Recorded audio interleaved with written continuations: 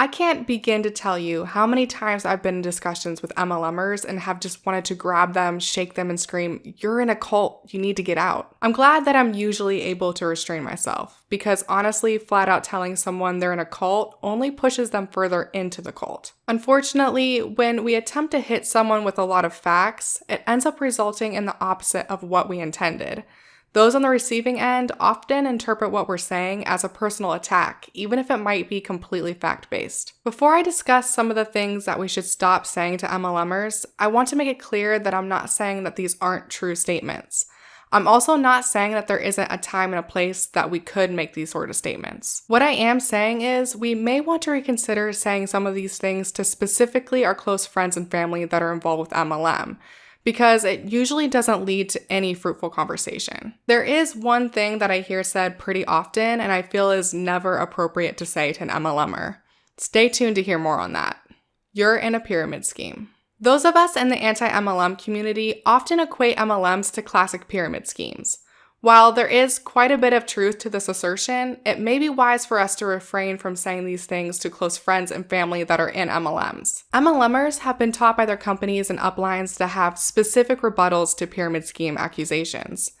They will probably say something like, "Pyramid schemes are illegal, and if my company was a pyramid scheme, they would have been shut down a long time ago." They're right.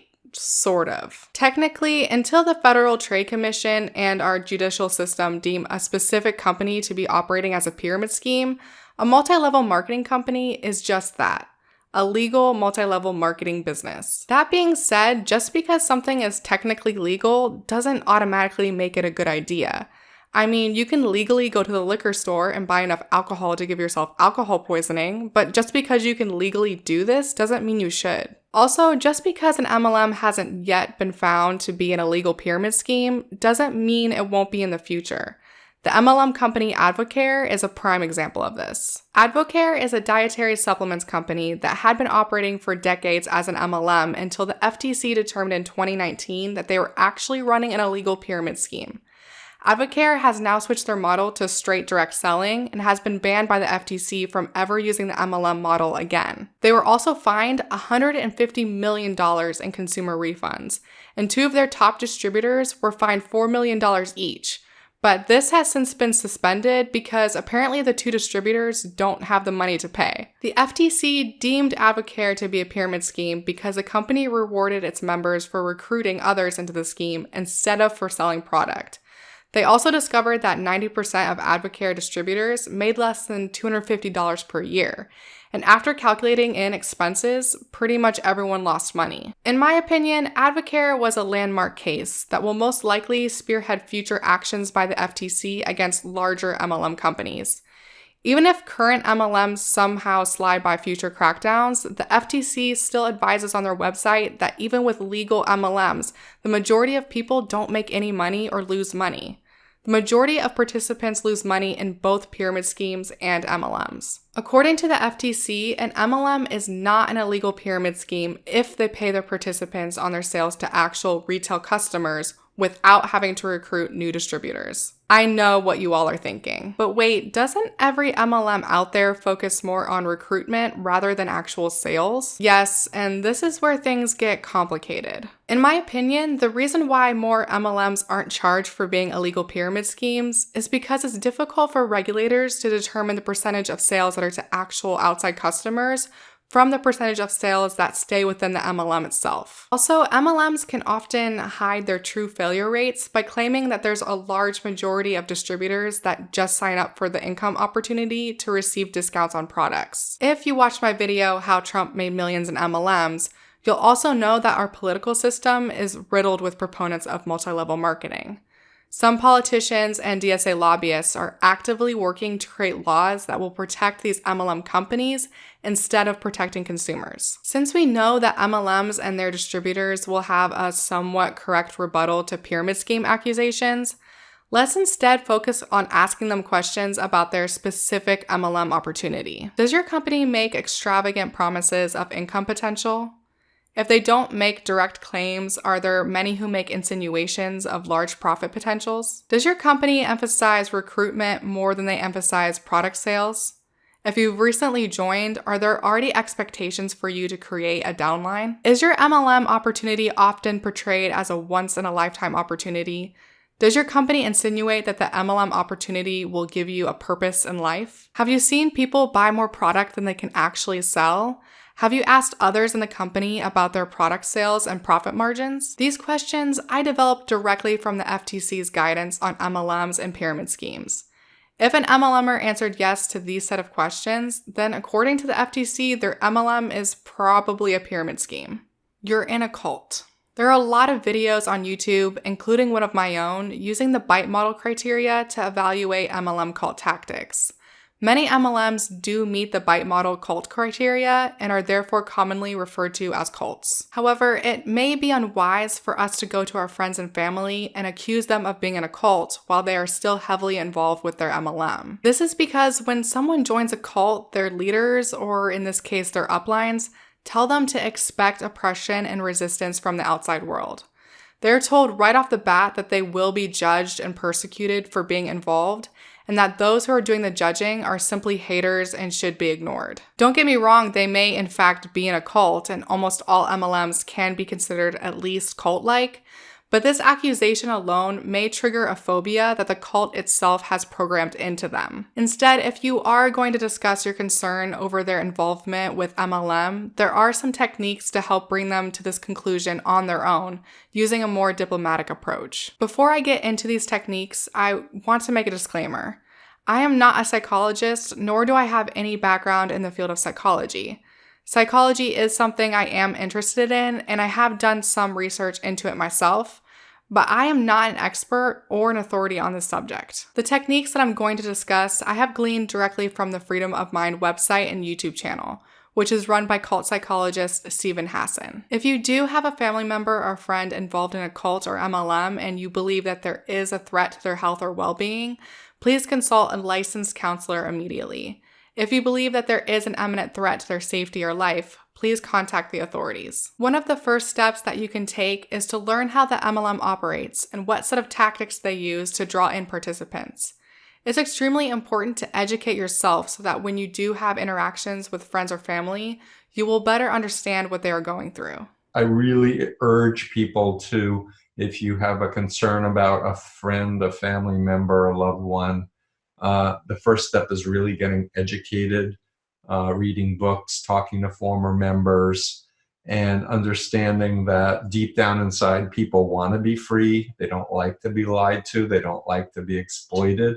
And that ultimately the group doesn't offer in reality what it promises. So to be able to point out specific things in a respectful interaction is a vital thing. Secondly, it's crucial that you continue to build rapport with your friend or family member.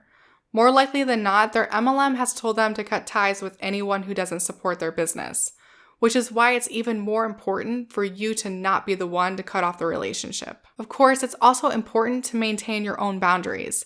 It's absolutely okay for you to establish certain parameters in which the both of you will discuss your concerns, and make it clear that you will not be joining their MLM. Keep the relationship about the bond you both share together and try to avoid every interaction you have with them becoming a debate over MLMs. If they end up leaving, they will likely lose friendships they made within the MLM itself. So it's important for you to be there for them when they get out. Don't pass judgment or say, "I told you so."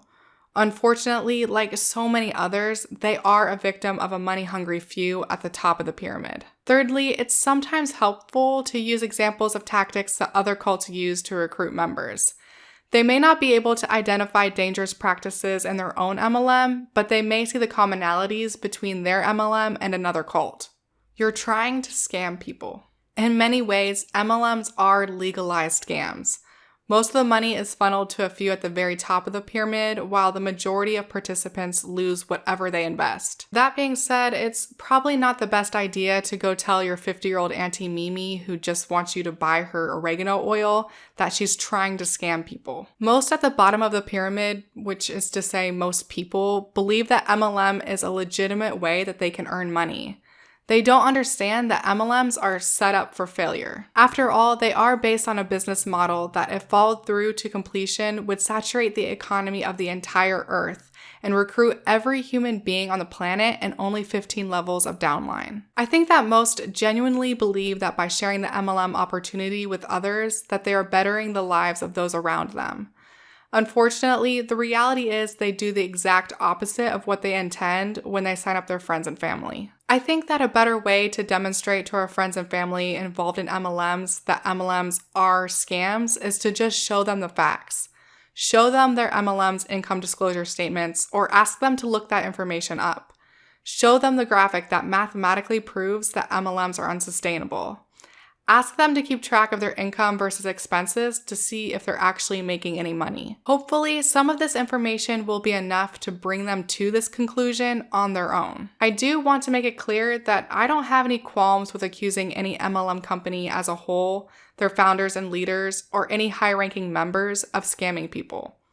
They are scamming people, and they are fully aware of this. It just doesn't make any sense that someone near the top of the pyramid would be unaware that their money is made off of the losses of those below them. It also doesn't make any sense that any MLM company would be unaware that most people in their company are losing money when they themselves compile their income disclosure statements. I think it's proof enough that so many MLM founders had their start in a different MLM before they created their own.